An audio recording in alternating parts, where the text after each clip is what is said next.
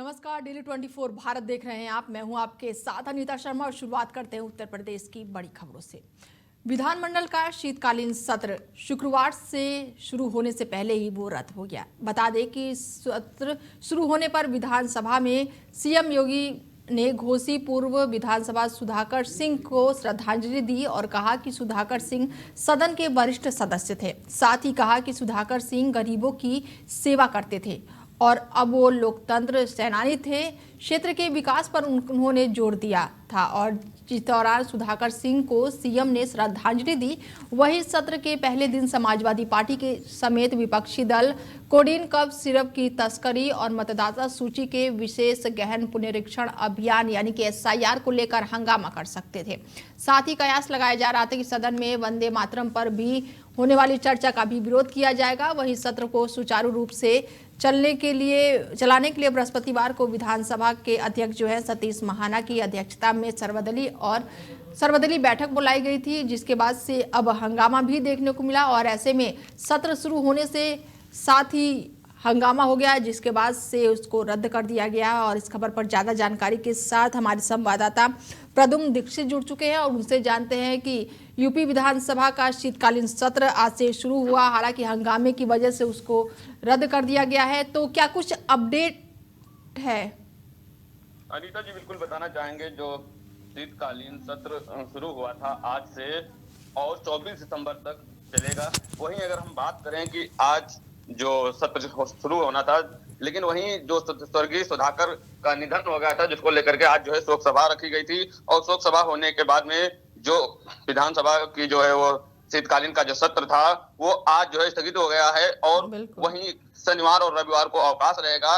अब 22 दिसंबर से सोमवार से 22 दिसंबर से जो ये सत्र फिर से शुरू किया जाएगा। वहीं अगर हम बात करें, छोटा ये सत्र है शीतकालीन सत्र, और कहा जा रहा है कि मतलब ये छुट्टी है कल परसों में और ऐसे में 24 दिसंबर तक सत्र चलेगा। बहुत छोटा ही सत्र क्यों रखा गया है प्रदुम जी?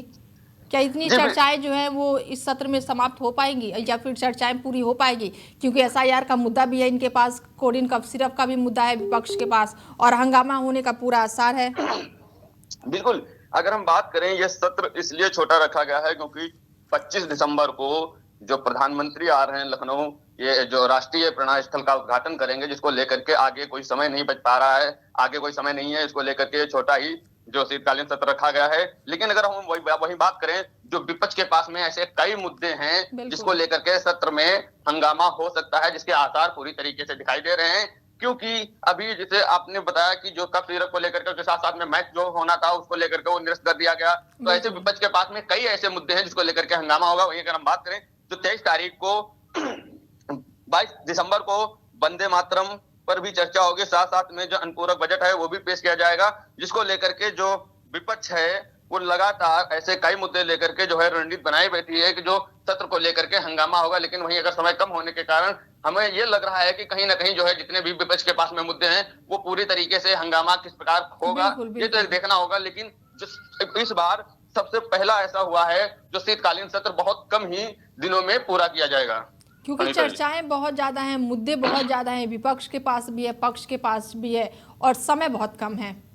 जी बिल्कुल, समय जो अभी ये आज होना था जिसको लेकर के जो सुधाकर के निधन पे आज तो सभा रख दी गई, जिसको लेकर के आज भी किसी प्रकार की कोई सत्र को लेकर के कार्रवाई नहीं हो पाई। वहीं अगर हम बात करें 2 दिन की छुट्टी भी पड़ रही है, तो तीन दिन तो ऐसे ही निकल गए उसको लेकर के। अब सिर्फ 22-23 3 दिन इधर बच रहे हैं, जिसको लेकर के 3 दिन में ही जो भी मुद्दे हैं, चाहे पक्ष में विपक्ष हो, वो सारे उसी में जो है मुद्दे रखे जाएंगे, जिसको साथ साथ लेकर के अनुपूरक बजट भी उसी में पेश किया जाएगा और वंदे मातरम भी फिर चर्चा होगी। अनीता जी, चलिए, तमाम जानकारी के लिए बहुत शुक्रिया प्रदुम जी। बता दें कि यूपी विधानसभा का शीतकालीन सत्र शुरू होने के साथ ही रद्द हो गया और ऐसे में पक्ष और विपक्ष एक बार फिर से हंगामे के आसार जताए जा रहे हैं। विपक्ष का कफ सिरप की तस्करी के मामले में विपक्ष जो है वो लगातार हंगामे करने को लेकर कड़ा रुख अपना रहा है। यूपी के अमेठी जिला अस्पताल का निरीक्षण करने अपर स्वास्थ्य निर्देशक पहुंचे। बता दें कि निरीक्षण के दौरान एनएनसीयू सहित केएमसी रूम का गहन से अवलोकन किया गया। अस्पताल की व्यवस्थाओं और सुविधाएं जांच में संतोषजनक पाई गई। अपर स्वास्थ्य निर्देशक ने बताया कि सभी चिकित्सा उपकरण सुचारू रूप से कार्यरत है और अस्पताल में उपलब्ध संसाधनों का नियमित रूप से उपयोग किया जा रहा है। आमजन प्राइवेट की जगह सरकारी अस्पताल में संतुष्ट के साथ ही इलाज भी करवा रहे हैं। निरीक्षण के दौरान स्वास्थ्य संबंधी जागरूकता और जानकारियों को लेकर लोगों में कमी दिखी है और इसी के साथ निरीक्षण के दौरान सीएमओ अमेठी और सीएम भी मौजूद रहे। तो आज अवसर मिला और हमारे कमिश्नर साहब का भी आदेश था, आज वो मंडलीय समीक्षा करने आए हैं, तो उसी बीच में मैंने अपनी विभागीय अस्पतालों को चेक कर लिया। उसके बाद हम उनके साथ समीक्षा बैठक में ज्वाइन करेंगे। तो क्या कुछ यहाँ पे मिला? यहाँ पे ठीक है, हमको बहुत अच्छा मिला, संतुष्टि मिली और जो भी मेन सुविधाएं हैं हमारे वो बहुत अच्छे से डिलीवर हो रही हैं। जानकारी लोगों को अभाव कम होता है, मतलब जानकारियों का अभाव होता है।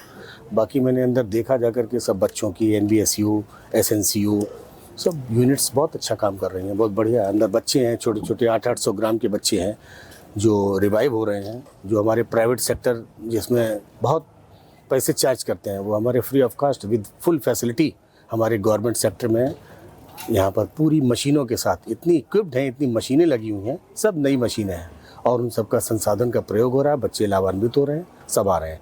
आउट फैसिलिटी से भी आ रहे हैं, इन फैसिलिटी से भी। यहाँ के भी बच्चे हैं, बाहर से फ्री बच्चे जहाँ आप जाएंगे वो रखने में 20-25 हज़ार रुपये प्रतिदिन ले लेते हैं।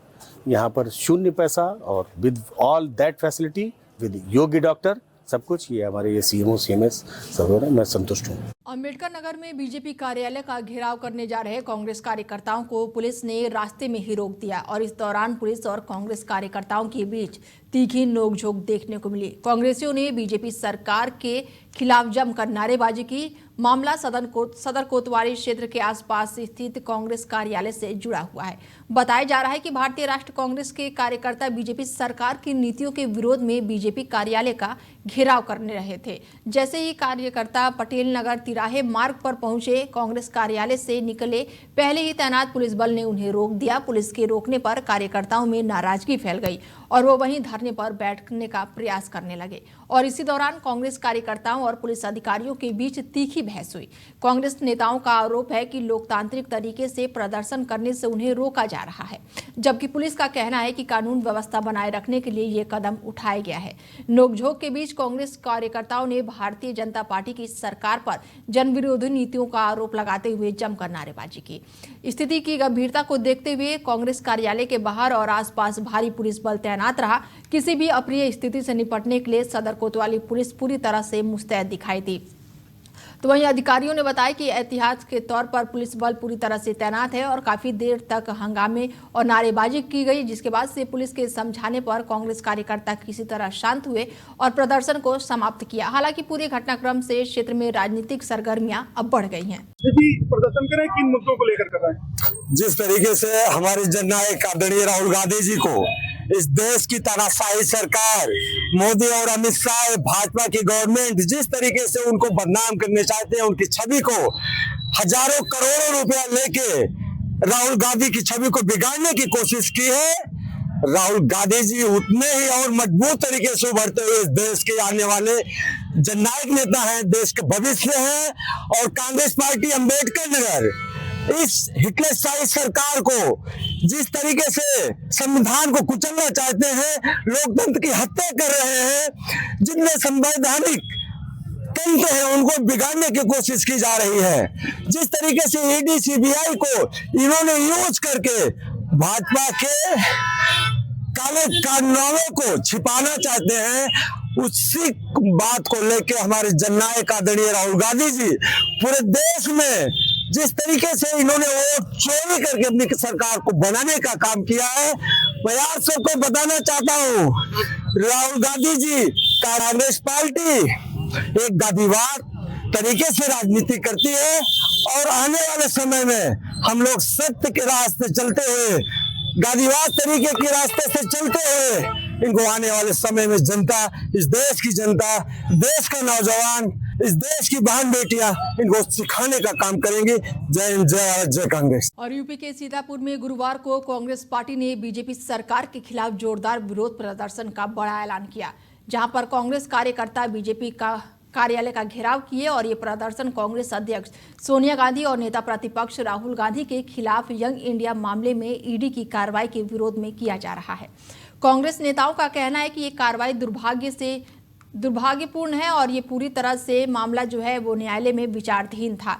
न्यायालय में अपने फैसले में ईडी की कार्रवाई और अवैध और क्षेत्र अधिकार से बाहर बताया है। अदालत ने स्पष्ट किया है कि इस मामले में ना तो मनी लॉन्ड्री है, ना अपराध की कोई आय है और ना ही संपत्ति का कोई हस्तांतरण हुआ है। कांग्रेस का आरोप है कि ये पूरी कार्रवाई राजनीतिक द्वेष और विपक्ष की छवि खराब करने की मंशा से की गई है। न्यायालय के आदेश के बाद से सरकार के इरादे देश के सामने बेनकाब हो गए। अभी हाल ही में माननीय न्यायालय द्वारा, माननीय अदालत द्वारा ईडी के द्वारा जो फर्जी मुकदमे जो जिस तरीके से हमारे शीर्ष नेतृत्व सोनिया गांधी जी, राहुल गांधी जी को जिन मामलों में जो है वो किया गया था, झूठे आरोप में इनको फंसाया गया था मनी लॉन्ड्रिंग के केस में, इस चीज़ को माननीय न्यायालय द्वारा इस चीज़ को खारिज किया गया है और ये हमारी जो है एक बहुत बड़ी जीत है, ये सत्य की जीत है। हम सभी कांग्रेस परिवार के लोग, जितने भी पदाधिकारी गण हैं, कार्यकर्ता गण हैं, इस मामले को लेकर जो है आज भाजपा कार्यालय का घेराव करने जा रहे हैं, क्योंकि हम सभी लोग लड़ने में विश्वास रखते हैं। हम कांग्रेस के लोग हैं। जब हम लोगों ने आज़ादी में अपने योगदान दिया, हमारी पार्टी ने आज़ादी में अपना योगदान दिया है, पार्टी के लोगों ने, हम लोग जो है अपने गांधी जी की विचारधारा को मानने वाले लोग हैं, हम अंबेडकर जी को मानने वाले लोग हैं और निसंकोच जो है निश्चित रूप पर हम जो है इस लड़ाई को आगे भी लड़ेंगे और हम ये सत्य की जीत पर हम लोगों का एक तरीके का, आप मान लीजिए कि एक तरीके का हम खुशी भी जाहिर करेंगे और भाजपा के खिलाफ एक ये विरोध भी दर्शाएंगे कि आप लोगों ने विरोधाभास में जिस तरीके से आप लोगों ने एक ये कार्रवाई, एक गलत रूप से कार्रवाई करने का प्रयास किया करा, बदले की भावना में आप लोगों को माननीय न्यायालय द्वारा एक मुंहतोड़ जवाब दिया गया है।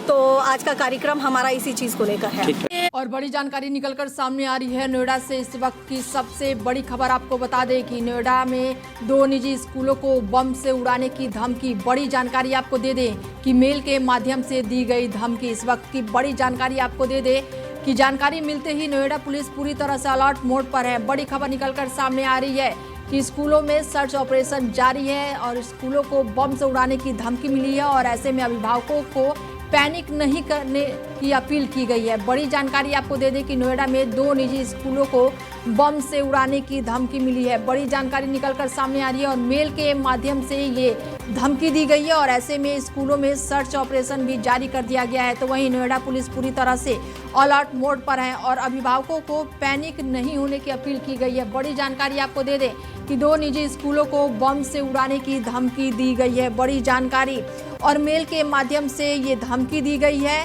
बड़ी जानकारी निकलकर सामने आ रही है और जानकारी मिलते ही नोएडा पुलिस जो है वो पूरी तरह से अलर्ट मोड पर आ गई है। बड़ी जानकारी दे दें कि स्कूलों में सर्च ऑपरेशन जारी है और ऐसे में अभिभावकों को पैनिक ना होने के लिए सलाह दी गई है और स्कूलों में सर्च ऑपरेशन जारी है। बड़ी जानकारी निकलकर सामने आई है नोएडा से, जहां पर 2 निजी स्कूलों को बम से उड़ाने की धमकी दी गई है और मेल के माध्यम से ये धमकी मिली है। और खबरों में आगे बढ़ते हैं और खबर यूपी के महोबा से है, जहां पर महोबा के हमीरपुर डिस्ट्रिक्ट का ऑपरेटिव बैंक के एक गंभीर मामला अब सामने आया है। बता दें कि यहां पर कैश गिनते समय नोट गायब करने की घटना सामने आई है। प्रारंभिक जांच में दोषी पाए गए कैशियर को निलंबित कर दिया गया है। तो वहीं नोट गायब करने की घटना बैंक में लगे सीसीटीवी कैमरे में कैद हो गई है। खबर का संज्ञान लेकर की गई जांच में आरोपी कैशियर दोषी पाया गया है और आरोपी को निलंबित कर विभागीय जांच के आदेश भी दिए गए हैं। अमरोहा में बीजेपी कार्यालय पर उस समय हंगामे की स्थिति बन गई जब प्रदेशीय आह्वान पर बड़ी संख्या में कांग्रेस कार्यकर्ता घेराव करने पहुंचे और कांग्रेस कार्यकर्ताओं के बढ़ते दबाव को देखते हुए बीजेपी कार्यालय पर पहले से ही भारी पुलिस बल तैनात किए गए थे। पुलिस ने बैरिकेडिंग लगाकर प्रदर्शनकारियों को रोकने की कोशिश की, लेकिन कांग्रेस कार्यकर्ताओं ने आगे बढ़ने का प्रयास किया और इस दौरान कांग्रेस कार्यकर्ताओं और पुलिस के बीच धक्का मुक्की भी हुई, जिससे कुछ समय के लिए अफरा तफरी मच गई। हालात बिगड़ते देखकर सीओ मौके पर पहुंचे और स्थिति को संभालने में जुट गए। पुलिस अधिकारियों ने मोर्चा संभालते हुए प्रदर्शनकारियों को समझाने का प्रयास किया और हालातों पर काबू पाने की कोशिश की।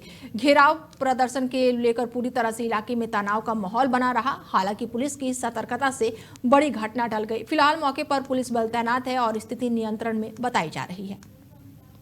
खबर अमरोहा से है, जहां पर आवास विकास कॉलोनी प्रथम के पास की जा रही अवैध प्लॉटिंग पर प्रशासन ने सख्त रुख अपनाते हुए बड़ी कार्रवाई की है। एडीएम सत्येंद्र दुबे के आदेश पर यह विभागीय कार्रवाई हुई है और अधिकारियों के मौके पर पहुंचकर अवैध रूप से विकसित किए जा रहे प्लॉटों पर ध्वस्तीकरण की कार्रवाई की। प्रशासन की इस कार्रवाई से इलाके में अवैध क्लोनाइजरों पर हड़कंप मचा हुआ है और कार्रवाई के दौरान टीम ने अवैध निर्माण और प्लॉटिंग से जुड़े ढांचों को जेसीबी से ध्वस्त किया है। वहीं अधिकारियों ने स्पष्ट किया कि बिना अनुमति और नियमों के विरुद्ध की जा रही किसी भी प्लॉटिंग को बर्दाश्त नहीं किया जाएगा। प्रशासन ने लोगों से अपील की कि जमीन की खरीद फरोख्त से पहले वैधिक अनुमति को पूरी जानकारी अवश्य लें ताकि भविष्य में किसी भी प्रकार की परेशानी से बचे। प्रशासन की सख्त कार्रवाई से शहर में अवैध निर्माण पर लगाम लगाने की दिशा में एक अहम कदम ये माना जा रहा है। जी, ये शिकायत प्राप्त हुई थी। शिकायत प्राप्त होने के उपरांत इन घाटों का जो है निरीक्षण किया गया, जिसमें घाटा संख्या 3417, 3418, 3419 और एक और घाटा शामिल है, जिसमें कुछ प्लॉटिंग की गई थी। जांच करने पर ये सामने आया कि इन प्लॉटिंग का कोई नक्शा नहीं पास था और ये प्लॉटिंग अवैध रूप से की जा रही थी। उसी के क्रम में प्रॉपर टीम बनाकर विनियमित क्षेत्र द्वारा प्लॉटिंग का ध्वस्तीकरण कराया गया। सर, इसमें आपके द्वारा और डीएम साहब के पिछली बार भी कई बार जो है चेतावनी दे दी गई है, फिर भी नहीं मान रहे भूमाफिया। ये जहाँ पर एक बार प्लॉटिंग तोड़ने के बाद दोबारा इस प्रकार के बाद प्लॉटिंग हो रही है, उसके लिए संबंधित को नोटिस भी जारी कर रहे हैं और एफआईआर के लिए भी प्रक्रिया शुरू की जा रही है, जिससे इनका मनोबल थोड़ा सा टूटे। सर, ये किन किन लोगों की प्लॉटिंग थी? ये एक बार आवेदन पत्र पे देखना पड़ेगा, बट ये कोई ग्राम प्रधान है, उन्हीं से संबंधित ये प्लॉटिंग उनके द्वारा ही की गई थी, जिसमें आंशिक रूप से कुछ पार्ट का नक्शा तो स्वीकृत कराया गया था, बट बाय एंड लार्ज ज्यादा नक्शा नहीं पास था और अवैध रूप से हो रही थी, जिसे ध्वस्तीकरण कराया गया। और नकली नोटों के बड़े अंतर्राज्यीय गिरोह का पर्दाफाश करते हुए राजस्थान पुलिस ने सहारनपुर से एक आरोपी को दबोच लिया है। आरोपी गौरव ने बताया कि लंबे समय से नकली करेंसी की छपाई और सप्लाई कर रहा था और इसके तार कई राज्यों में फैले हुए हैं और अब इस मामले में राजस्थान पुलिस के साथ साथ सहारनपुर पुलिस भी संयुक्त रूप से जांच में जुट गई है और आरोपियों को नेटवर्क को खंगाला जा रहा है। बताया जा रहा है कि तलाशी के दौरान आरोपी के कब्जे से करीब 4.5 लाख रुपए के नकली नोट, एक लैपटॉप और नकली नोट छापने से जुड़े कई उपकरण बरामद किए गए हैं। शुरुआती जांच में सामने आया कि आरोपी 1 लाख रुपए असली लेकर लगभग 3 लाख रुपए के नकली नोट सप्लाई करता था। सहारनपुर के एसएसपी ने गिरफ्तारी की पुष्टि करते हुए बताया कि राजस्थान पुलिस एक आरोपी को पीआरडी डिमांड पर लेकर सहारनपुर पहुंची है। उसी की मदद से मुख्य आरोपी को पकड़ा गया है और अब आरोपी को ट्रांजिट रिमांड पर राजस्थान ले जाया जाएगा। वहीं पर इसका खुलासे के बाद से सहारनपुर पुलिस भी अपनी जांच तेज कर देगी। पुलिस ने ये पता लगाने में फिलहाल जुटी हुई है कि गौरव के तार किन किन लोगों और किन किन राज्यों से जुड़े हुए हैं, नकली नोटों की छपाई कहाँ होती थी और इस नेटवर्क में और कौन कौन शामिल है। देखिए, कुछ दिनों पहले हम लोगों को राजस्थान पुलिस से एक सूचना मिली थी कि सहारनपुर का रहने वाले कोई व्यक्ति है जो कि नकली नोट बना के और फिर अलग अलग राज्यों में नकली नोट सप्लाई कर रहा है। इसी की सूचना पर हमने फिर अपनी टीम लगाई और इसमें राजस्थान पुलिस का भी सहयोग लिया, जिससे हमने फिर उसमें जांच पड़ताल शुरू की, जो कि कल दिनांक में हमको 2 लोगों को यहाँ से सहारनपुर से गिरफ्तार किया है,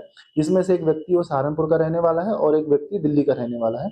दोनों जो लोग हैं एक दूसरे को इंस्टाग्राम के माध्यम से जानते हैं और इससे उनकी दोस्ती हुई और इसी तरह से उन्होंने गैंग बनाकर नकली नोट छापने का काम शुरू किया है। ये नकली नोट छाप के उसके बाद फिर उसको अलग अलग लोगों को इंस्टाग्राम के माध्यम से बुलाकर और अपने यहाँ पे सहारनपुर में उसको देते थे।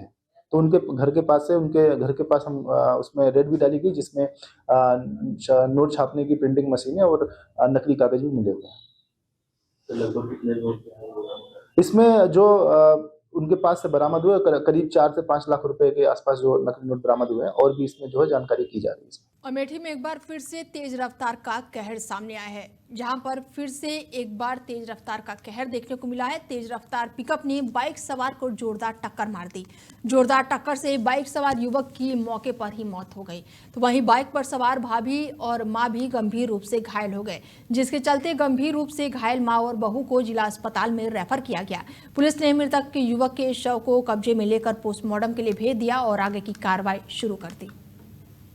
और खबरों में आगे बढ़ते हैं और खबर यूपी के लखनऊ से है, जहां पर समाजवादी पार्टी के राष्ट्रीय अध्यक्ष अखिलेश यादव ने लखनऊ में प्रेस कॉन्फ्रेंस के दौरान बीजेपी सरकार पर तीखा हमला बोला। उन्होंने कहा कि बीजेपी के पास वोट काटने के आंकड़े आखिर कैसे पहुंचे, जबकि जिला प्रशासन ये बताने को तैयार नहीं है कि कितने वोट काटे गए हैं।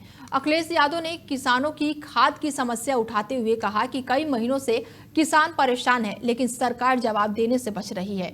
उन्होंने कोडिन सिरप घोटाले को हजारों करोड़ों का बताते हुए कहा कि 700 से ज्यादा कंपनियों के जरिए यहां पर घोटाला हुआ है। यादव ने तंज कसते हुए कहा है कि घटना में बुलडोजर चलता है, लेकिन इस बार बुलडोजर का ड्राइवर गायब है। उन्होंने आरोप लगाया कि पीडीएस समाज के लोगों पर बुलडोजर चलाया जा रहा है और एसआईआर में वोट कटवाने का दबाव बनाया जा रहा है।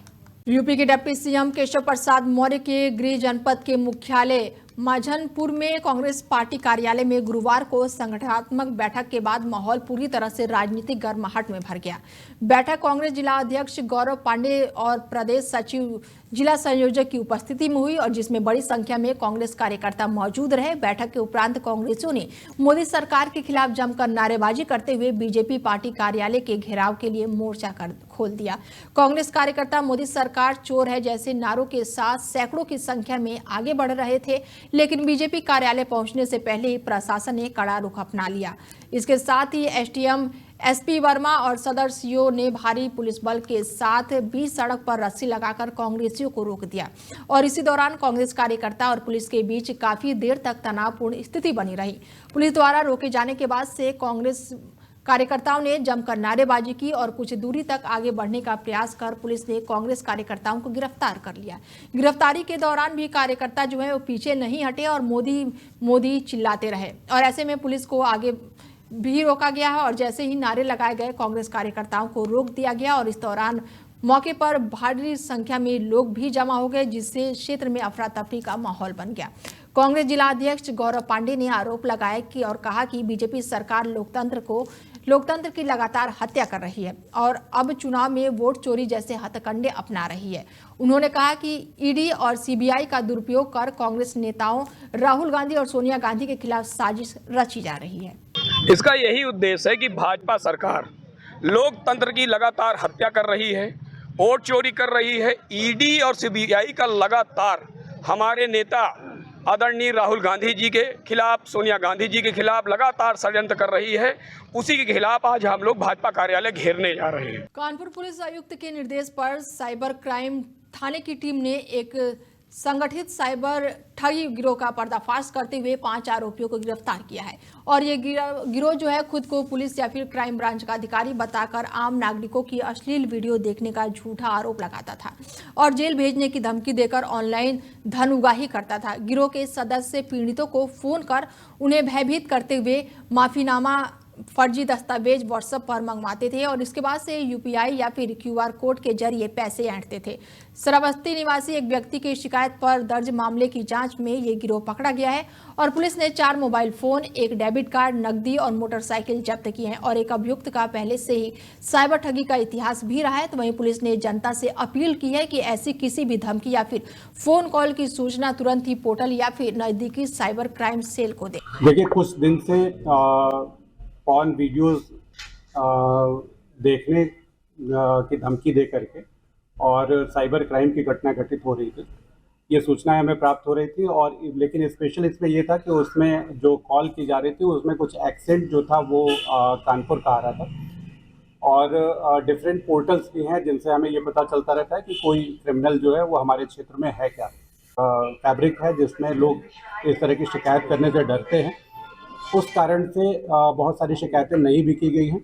लेकिन हम लोग इनके बैंक डेटा के एनालिसिस करके ये पता करने की कोशिश कर रहे हैं कि किन किन लोगों के साथ इस तरह की ठगी की घटना की। सर, इनको ये आइडिया कहाँ से आया, कब से ये अपराध कर रहे हैं? देखिए, ये आइडिया तो 2023 से इनके पास है। 2023 में ये पकड़ा गया था, हालांकि कहना है कि बीच में मैंने बंद कर दिया था। उसके बाद कुछ लोगों के नाम पर कितनी रकम ली है लोगों से? अभी तक जो मिला है वो करीब 1.5-2 लाख रुपए तक की ही मिली है। लेकिन इसमें मिर्जापुर में आज उत्तर प्रदेश कांग्रेस कमेटी के अध्यक्ष और पूर्व मंत्री अजय राय के आह्वान पर जिला कांग्रेस कमेटी के लोग और शहर कांग्रेस कमेटी के अध्यक्ष के नेतृत्व में धरना प्रदर्शन करते हुए बीजेपी कार्यालय का घेराव करने के लिए निकल रहे थे और तभी पुलिस प्रशासन ने उन्हें रोक दिया, जिस पर कांग्रेस कमेटी ने कहा है कि बीजेपी सरकार लोकतंत्र के विरोधी सरकार है। प्रदर्शन करते हुए अखिल भारतीय कांग्रेस कमेटी अनुसूचित जाति विभाग के राष्ट्रीय कोऑर्डिनेटर सेनेटर ने कहा कि भारतीय जनता पार्टी की सरकार में लोकतंत्र का गला घोंटा जा रहा है।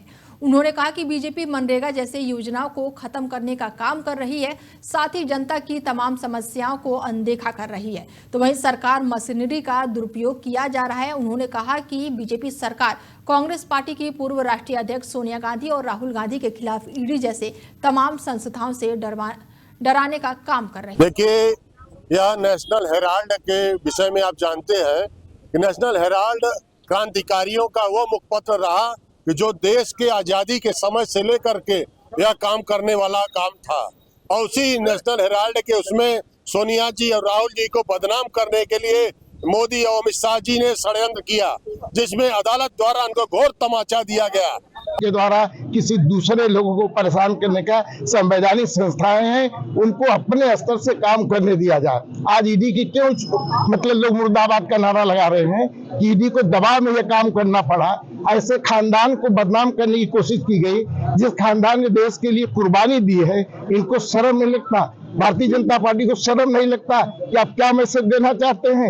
आप देश के जो बेरोजगार नौजवान हैं उनके बारे में नहीं सोचते, किसानों के बारे में नहीं सोचते, महिलाओं के अस्मित के बारे में नहीं सोचते, देश की एकता अखंडता के बारे में नहीं सोचते कि ये सरकारें जो बनी है वोट चोर करके बनी है। अगर आपको इस वोटर लिस्ट पे आपको तकलीफ था कि 24 के चुनाव में कैसे आप लोकसभा जीत गए, कैसे प्रधानमंत्री बन गए, पहले आप इस्तीफा दीजिए, तब FIR का काम कीजिए। उस समय आपको होश नहीं हुआ जब फर्जी वोट करके आप जीत गए, जीत करके आपने सत्ता पर कब्जा कर लिया, इसलिए हम लोगों ने बता दिया राहुल गांधी। फिलहाल बुलेटिन में मेरे साथ इतना ही, दीजिए इजाजत, नमस्कार।